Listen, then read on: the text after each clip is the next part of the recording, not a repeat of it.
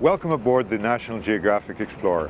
This is a ship that has many, many years, 50 years of experience built into her hull. We've had captains, expedition leaders, chefs, architects, designers, historians, naturalists, all trying to figure out what would be the best possible expedition ship for the 21st century. And we'd like to show you around a little bit, and hopefully we'll have the chance to welcome you aboard her one day. She is an extraordinary ship. A lot of work went into her. People who have been involved in the expedition business for decades put in their thoughts, their experience, and I think without question we have the finest expedition ship afloat anywhere in the world. And I'd like to tell you a little bit about her more specifically.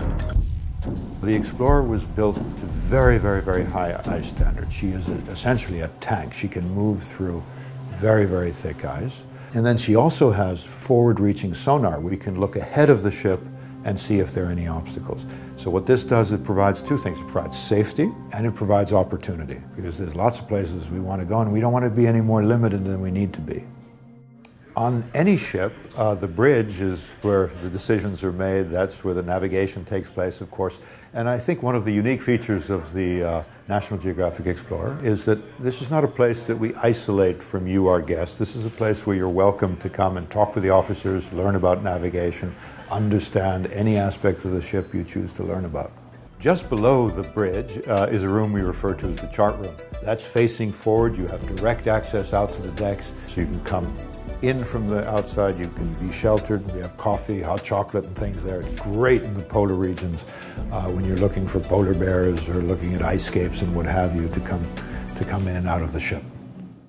Many people like many different kinds of rooms, so we have lots of different choices. They're all extremely comfortable. We have 80 different cabins on the National Geographic Explorer. We have plenty of rooms for singles, and so we have different sizes on different decks, but every one of them is incredibly comfortable. One thing that we have on the Explorer that we have not had on any of our other ships are many, many rooms with balconies. It's really, really nice to be able to go out on a balcony and see what's going on outside, and so that's a great feature. Food. Well, when you think about it, we spend a lot of time eating. We have 3 different places where people can have their meals on the ship, and of course the outdoors if the weather permits. We really try and make food part of the expedition. I mean, food is in fact culture, history. It's interesting and diverse, of course, and what we try to do is find ways to bring in aspects of food from different areas that we travel and make that part of the expedition experience. Wellness has become more and more of a thing that people are incorporating in their lives in one form or another. And when we built the Explorer, we decided to build a very extensive and very beautiful and very efficient wellness center. We have a sauna, we have massage rooms, and the gym is probably the most beautiful gym I've ever seen because it's all glass enclosed, and so you can have a full view of everything around you while you're exercising.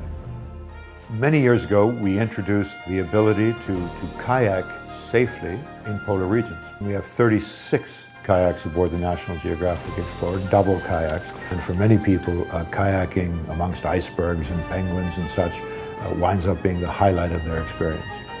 On the very top of the ship is essentially a glass-enclosed room which houses an area just to sit and have conversation, and also a very extensive library. And it's a great place to sit because you are totally connected with the outdoors. The main lounge is really the heart of the ship when it comes to gathering all of us together to have talks, to see films. It's also where we have our main bar, and it is an incredible room. It's beautiful, but it's also very well thought out from a technological point of view. We have an underwater specialist on board that dives and takes incredible footage of things that he or she discover. And then we have something that really takes us much, much further. It's a remote operated vehicle, an ROV, and that can go down up to 1,000 feet. We've actually discovered new species that science didn't know about with the ROV, which is really quite extraordinary. But at the end of the day, above all else, is the human community. Welcome to the continent. There you go. Yay! The officers, the crew, the expedition leaders, the natural history staff, the historians, they understand the vision, they understand the mission, they understand what's important to you as a traveler and us as a company. If you need to get away, you need to get refreshed, you need to get re-energized, I can't think of anything better than going on an expedition.